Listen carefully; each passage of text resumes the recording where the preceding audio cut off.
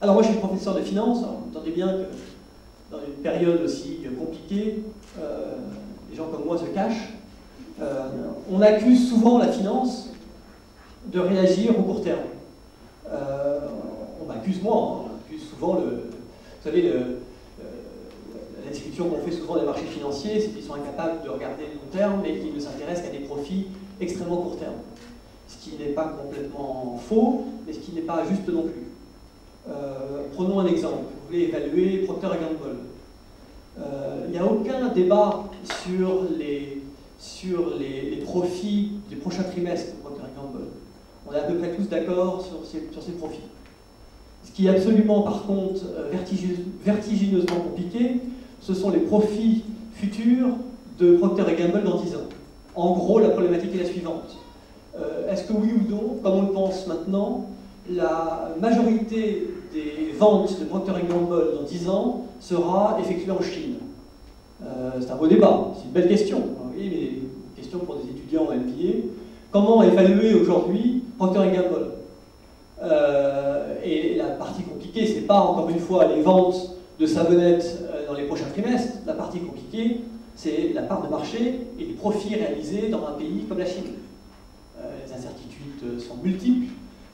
Quel sera l'univers concurrentiel en Chine? Quelle sera la part de marché? Et même si la part de marché existe, quels seront les profits? Vous voyez qu'on peut discuter longtemps et que mettre en place un schéma de réflexion sur ce qui se passera pour Procter & Gamble dans 10 ans en Chine, c'est quelque chose de forcément extrêmement compliqué. Donc il ne faut pas s'étonner que les prix des marchés évoluent très vite et avec une très grande volatilité. Oui, le prix de Procter peut prendre 10% en une journée. Il ne faut pas s'en affoler. Et la raison pour laquelle les prix bougent énormément dans le court terme, c'est parce que, bien sûr, les acteurs financiers regardent le long terme.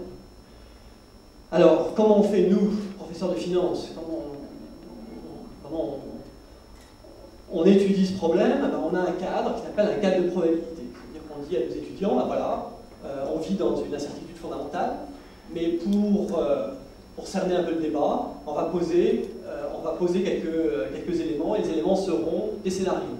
Et on va dire qu'il y a une certaine probabilité que Procter & Gamble effectivement réussisse en Chine, une autre pour que la situation en Chine se détériore, et ainsi de suite. Et ensuite, on va mettre des poids de probabilité, on va pondérer, on va calculer, on va essayer de trouver une valorisation. Travail très compliqué, mais a-t-on vraiment le choix? Il faut bien diriger nos étudiants. La critique qui nous est faite, c'est pas tellement la méthodologie, parce que travail spéculatif, regarder le futur, essayer de voir ce qui peut se passer, c'est quand même la raison d'être de la finance. La vraie problématique, c'est que peut-être qu'on s'est un peu emballé. Peut-être que la finance a pris cette probabilité trop au sérieux. L'analogie, c'est un peu le tirage de dés. Vous voyez, si vous tirez les dés, il y a effectivement une contingence, on ne sait pas quelle phase va sortir, 1, 2, 3, 4, 5, 6. Mais au moins dans cette expérience, les réalisations sont très claires. Vous voyez, les probabilités et les réalisations sont à peu près bien définies. On veut faire croire à nos étudiants, mais à coup de part, on veut souvent, on leur communique l'idée que les probabilités peuvent être bien définies. Et c'est largement pas le cas. C'est-à-dire que oui, les dés, on sait qu'il y a 6 faces, mais sur ce qui se passera en Chine dans 10 ans, personne ne sait. Et le nombre de faces est infini. Alors oui, on peut utiliser les probabilités comme instrument pour regarder l'avenir, mais de là à dire qu'on va pouvoir maîtriser le monde des possibles, c'est bien sûr une farce. Et sans doute, les marchés financiers sont allés trop loin dans cette direction, et c'est là où intervient quelqu'un que vous connaissez tous, j'imagine, à Beyrouth, qui est professeur d'Assim Taleb, qui lui dit, écoutez, il y a quelque chose de fondamentalement différent entre les marchés financiers, les activités humaines et le tirage d'un dé, c'est que justement, tout est possible, et puisque tout est possible, le travail même de probabilité est un travail qu'il ne faudrait surtout pas faire, et en fait qui est même dangereux. Donc il va même plus loin, puisqu'il va critiquer ensuite la valorisation de Procter & Gamble, c'est une chose, mais nous en finance on introduit ensuite des produits dérivés. C'est quoi les produits dérivés? C'est des produits qui sont écrits qui anticipent ce que sera le prix de Procter & Gamble dans 1 an. Donc vous voyez la subtilité, parce que non seulement, bien sûr, il est très difficile de savoir aujourd'hui ce que Procter va vendre dans 10 ans, Mais là maintenant, on se pose la question de ce que les gens penseront dans un an sur les capacités de Procter & Gamble à vendre dans 9 ans, pour être rationnel. Vous voyez ce que je veux dire? Et donc il faut anticiper non seulement ce qui va se passer pour Procter, mais ce que les gens vont anticiper sur Procter dans un an.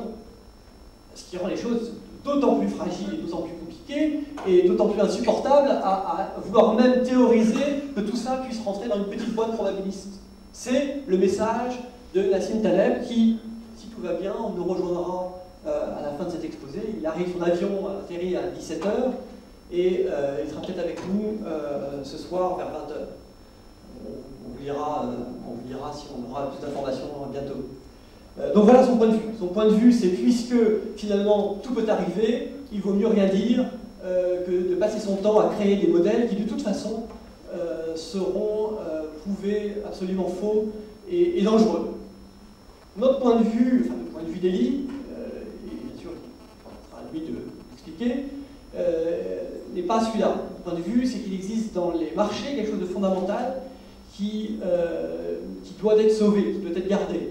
Oui, les probabilités sont problématiques. Et effectivement, il est quasiment impossible de décrire l'ensemble des mondes possibles. Donc les black swans, bien sûr, peuvent arriver. Ce n'est pas pour autant que les marchés n'ont pas un rôle à jouer. Et donc les marchés, dans un temps de retournement qu'Elie vous expliquera, doivent être considérés, et en particulier les marchés des produits dérivés, ne doivent pas être considérés comme découlant d'un raisonnement probabilité, mais au contraire, être à l'origine d'une vision de l'incertitude et de la contingence. Alors ça nous mène au débat philosophique, et donc à introduire une présentation par le professeur Brassier. Encore une fois, le débat est un débat compliqué parce que c'est un débat métaphysique. Et vous savez, les gens en business n'ont pas vraiment l'habitude de faire de la métaphysique. La tradition des business schools n'est pas de faire de la philosophie, ou alors très peu. Alors surtout pas, si on fait de la philosophie, de faire de la métaphysique.